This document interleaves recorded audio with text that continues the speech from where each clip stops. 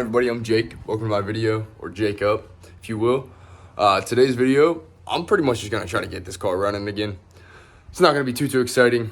First video, gotta make the next one better, and the one after that better than this one, and the one after that better than that one. But for today, I just wanted to get started, kind of give you guys a rundown of who I am, what the car is, what's happening, and I'm gonna try to get it running again today too. I have a buddy who's going to be coming over too. His name is Ethan. He has been a huge help. One of the only people I've actually met since I've moved here to Florida. I'm in Cape Coral. I moved here from Pittsburgh, and the journey's been interesting. You know, it's been a little difficult. Been struggling a little bit. Car broke. Trying to get it back running. My only means of transportation right now, I have a roommate who is going to let me use his second vehicle once he gets his 340i, or an M340i, excuse me, fixed again. It's at the shop now. We're not 100% sure what's wrong with that guy either. We're not 1,000% sure what's wrong with this either. I've done a couple things to try to fix it, and nothing has really come up too well. For those of you guys who don't know, this is a 2011 Dodge Charger. It's a Mopar 11 special edition Charger. It's really a lot of appearance shit, like the blue stripe. It's factory. My seats have the blue stripe on them. I'll show you that. So the seats have the blue stripe, front and the back.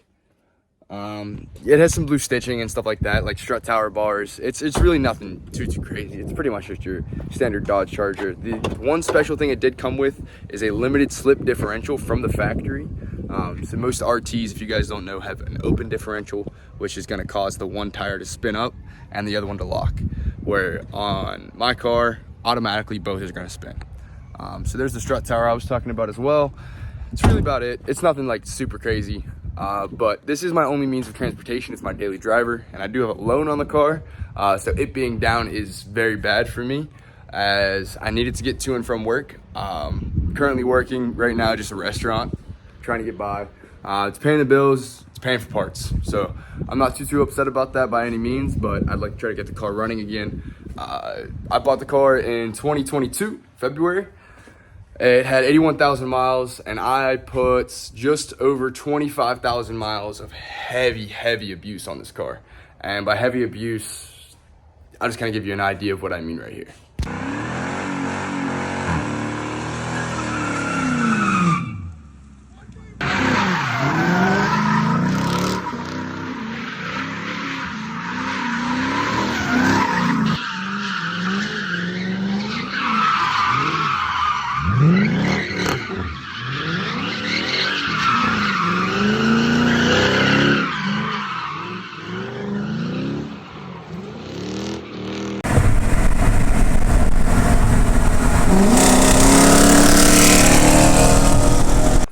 Alright, so as you can see, the car has been through some hell, some abuse. It's what I like to do. I know it's not good for the car, especially it being my only car, and that I have a loan on it still. It's dumb. I know. Everybody tells me that. Trust me, I know that. But it's what I enjoy. It's what I like to do. It's what I'm going to keep doing, to be honest with you. So, right now I'm having an overheating problem. At first it was just a coolant leak, and then it started overheating real bad. I thought the coolant leak was just a hole in my rad. Replaced the rad. Ended up overheating. Again, couldn't figure out why or how. So I went to take the bolt out of my water pump to try to bleed the system, and realized that the bolt to my water pump is stripped. I've never touched it. I'm not a mechanic. I've never paid somebody to do it, so I know that it wasn't me. Had to be the last owner. I am the third owner of the car. Like I said, it's a 2011, so it's an older car. So it had to be one of the old owners who owned it. This is number 377 or 373, excuse me, out of 1,500. So yeah, today I'm gonna try to get this bitch running again. That way I can start creating more content, like the slide and stuff I was doing, stuff like that from Pittsburgh. So got to get this thing running so I can use it to and from work and just start enjoying it again. And yeah, start throwing down some tires, man. So got my buddy Ethan coming over. He's going to help me try to fix it. He has a lot of tools and stuff that right now I just can't afford. So I got a new water pump over there. Oh, right there. Boom. So I'm going to try to put the new water pump in it and bleed the system, see if the temps will stay low, and then I can drive her again. So stay tuned. Fingers crossed that that's my only issue and it's not something more major, and that we can start creating more car content for you guys. All right, this is where we're at. So car's pretty much good. Got the water pump out, belts out, tensioner pulleys out. Everything's good. Sensor got messed up though. It's the coolant temperature sensor. So I needed to see what temperature the car's at, obviously. Can't really move forward without it. It's stuck, stripped, it's in there, it's not coming out. So I gotta buy a new one. After that, I can start the water pump assembly back, put the belt back in, bleed the system, hope car stays in town. So that's where we're at for right now. I'm gonna keep you guys updated, of course. What's going on, everybody? Welcome back. All right, so where we left off last time, I was hoping to get the water pump assembled and everything worked out well. I had to get that new connector. I did end up getting that new connector, and I ended up putting the water pump in by the system. The car's been staying cool. It actually has been staying cooler than it ever has. I didn't end up getting a new thermostat. I should have, and I know you're supposed to when you change your water pump.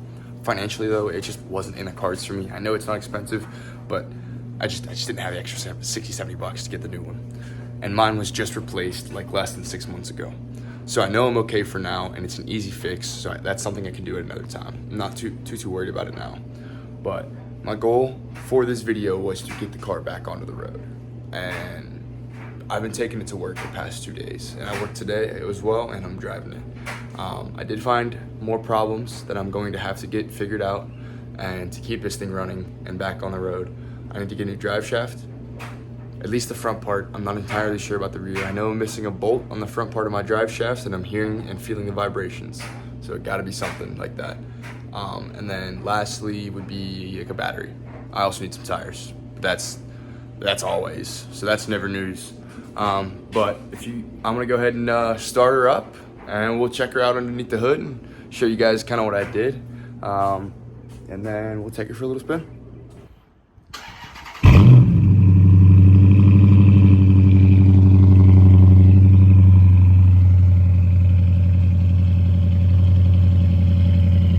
Alright, so here we are. We got the new water pump in. This is the part that was stripped out before. So that's all good, that was bled. I actually ended up having a problem with this clamp real bad, so I had to fix that. And then the tensioner pulley gave me a little bit of problems, but that was all good as well.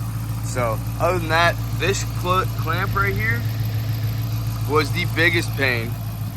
But coolant levels are good. You know, car's been running super cool. It's been cooler than it ever has been, and cleaned her up pretty nice. Got the front bumper on. You guys might be able to tell the front bumper is a little, fitment's not great. But that's because it broke from some sliding and shit. So if you guys can tell there, the bracket broke off. I'm gonna have to get it some super glue or something like that and just get that fixed up. Right now, all it's holding us up is these clips and the ones up top under here. So same thing on this side as well. Some super glue and some new fender liner clips and some new clips for the top, and she should be square for the fitment. Other than that, that's pretty much it for this video. So if you guys did enjoy, I'm actually gonna go for a little bit of a cruise right now. Gotta be taking it easy because of the drive shaft. But if you guys did enjoy this video, make sure to drop a like. I know the next one's not gonna be anywhere near as crappy. I just wanted to try something, get it out there. I have a couple video ideas planned. So those are gonna be more thought out videos. They're gonna look better, be more quality, and have more cuts and edits, and you know, be more watchable.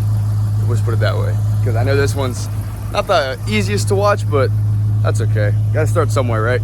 But I appreciate you guys. Thank you so much for watching. If you guys have any questions or want to see anything specific, drop it down in the comments below. And I'll see you guys in the next one. Peace out.